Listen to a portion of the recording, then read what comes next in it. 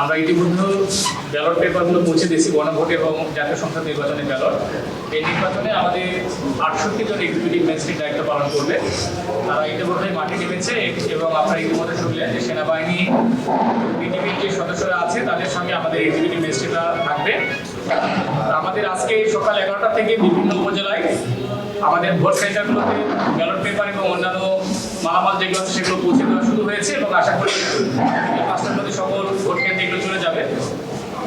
এই ভোটটাকে আমরা অবজার্ভ করার জন্য আমরা প্রতিটি ভোট কেন্দ্রেই কমপক্ষে 2টি করে সিসি ক্যামেরা লাগিয়েছি। অর্থাৎ 1063টি ভোট কেন্দ্রে আমরা টোটাল 2360টি সিসি ক্যামেরা লাগিয়েছি এবং বিদ্যুৎ বিভ্রাটের কারণে গণনা কার্য অথবা যে সকল কক্ষে আমরা মালামালগুলো রেখেছি সেগুলো যাতে অন্ধকারে কোনো সমস্যা না হয় এই জন্য প্রতিটি ভোট কেন্দ্রে আমরা রিচার্জেবল এলইডি লাইট 2টি করে দিয়ে দিয়েছি। এবং এখানে আমরা আরেকটা পয়েন্ট আপনাদেরকে বলতে চাই যে আমাদের চরাঞ্চলে যে সকল সেন্টারগুলো রয়েছে সেখানে যাতে খুব সহজে মুভমেন্ট করা যায়, এখানে আমরা আমাদের সরকারি রিটার্নিং অফিসারকে বলেছি, তারা সেখানে মোটরসাইকেলের ব্যবস্থা করেছে, কোনো কোনো ক্ষেত্রে অন্যান্য যানবাহনের ব্যবস্থা করেছে যেখানে গাড়ি যাবে না। তো আশা করছি তেমন আমাদের কোনো সমস্যা হবে না, বিদ্যুতেরও কোনো সমস্যা হবে না বলে আমরা বিশ্বাস করছি।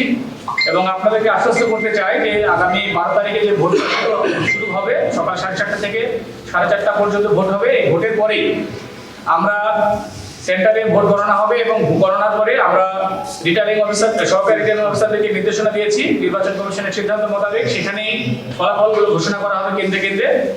এবং এজেন্ট যারা থাকবে প্রার্থীর এজেন্ট তাদেরকে একটা করে কপিও দেওয়া হবে এবং একটি কপি সেখানে ওয়ালে ঝুলিয়ে দেওয়া হবে। এরপরে উপজেলা পর্যায়ে এসে সহকারী রিটার্নিং অফিসারগণ তার নিজ নিজ কেন্দ্রের ফলাফলগুলো সেখান থেকে ঘোষণা করবে। সেই ঘোষণাকৃত ফলাফলগুলো ইএফএস সফটওয়্যারের মাধ্যমে আমাদের কাছে আসবে। এই সফটওয়্যারে পাওয়ার সঙ্গে সঙ্গে আমরা রিটার্নিং অফিসারের কার্যালয় থেকে সেগুলো আবার ঘোষণা করব তাৎক্ষণিকভাবে।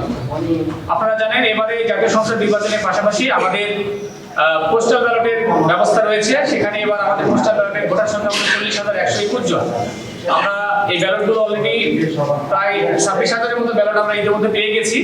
এগুলো আমরা স্ক্যানিং এর কাজ চলছে। আগামীকাল 4:30টার মধ্যে যত ব্যালট আসবে সেগুলো আমরা স্ক্যান করব এবং সেগুলো কিন্তু আমাদের ডিসি অফিসের 8 তলাতে অর্থাৎ রিটার্নিং অফিসার কার্যালয়ের দোতলাতে 8টি কক্ষে আমরা এই কেন্দ্রগুলো স্থাপন করেছি। 8টা আসনের জন্য 8টি কক্ষ আমরা স্থাপন করেছি। সেখানেও অন্যান্য কেন্দ্রের মতো পুলিশ বাহিনীর সদস্য থেকে শুরু করে প্রার্থীগণের এজেন্ট এবং আপনাদের সাংবাদিকের প্রবেশাধিকার থাকবে। আপনারা সেখানেও যেতে পারবেন।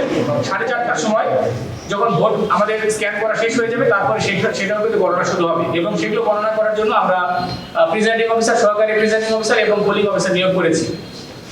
আমরা উপজেলা থেকে ক্যামেরা থাকবে এক্স্যাক্টলি আপনারা জেনে খুশি হবেন আমরা ওই 8টি কক্ষেও ক্যামেরা লাগিয়েছি ইতিমধ্যে এবং সেগুলো আমরা সরাসরি সুপারভিশন করতে পারছি।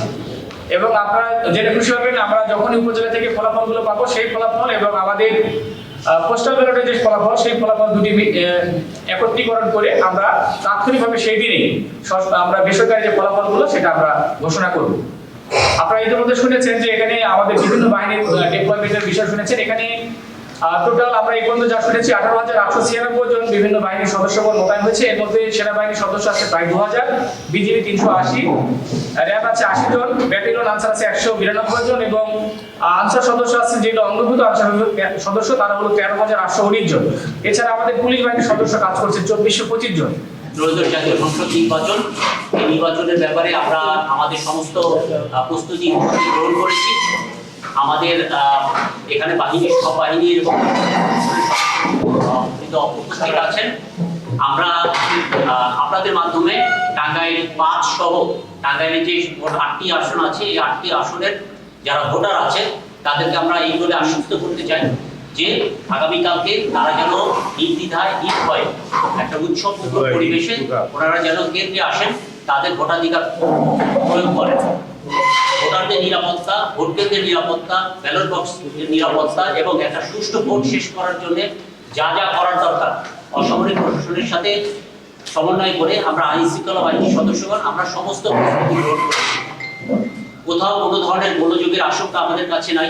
আলহামদুলিল্লাহ টাঙ্গাইলের সমস্ত প্রত্যেকটি আসনই খুব নিরবিচ্ছিন্নভাবে ভোট হবে, সুষ্ঠুভাবে ভোট হবে, এটা আমরা আশা করছি। আমরা এও আশা করছি যে আপনাদের মাধ্যমে আপনারা জনগণকে এই বার্তাটা পৌঁছে দেবেন, ওনারা যেন নির্ভয়ে ভোট কেন্দ্রে আসেন, ওনারা যেন ওনাদের ভোটাধিকারটা প্রয়োগ করেন।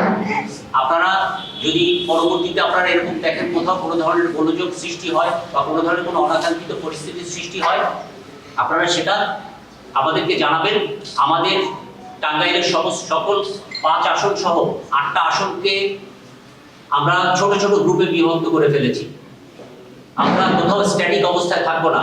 অ্যাডমিনিস্ট্রেশনের আমি যদি পুলিশ কথা বাদ দিয়ে যদি আমি র্যাব, বিজিবি এবং আর্মির কথা বলি, আমরা সারা শহরে আমাদের একটা সার্কিট করে নিয়েছি। আমরা প্রত্যেকটা আসনে একটা সার্কিট করে নিয়েছি। আমরা প্রতিটা জায়গায় সার্বক্ষণিকভাবে উপস্থিত থাকবো। আপনাদের সকলের প্রতি আমার একটি আহ্বান আছে, আসুন এই রমজানে আপনাদের যার যার বাড়ির কাছে মসজিদে সামর্থ্য অনুযায়ী ইফতার নিয়ে পাড়া প্রতিবেশী সকলকে সাথে নিয়ে একসাথে ইফতার করি।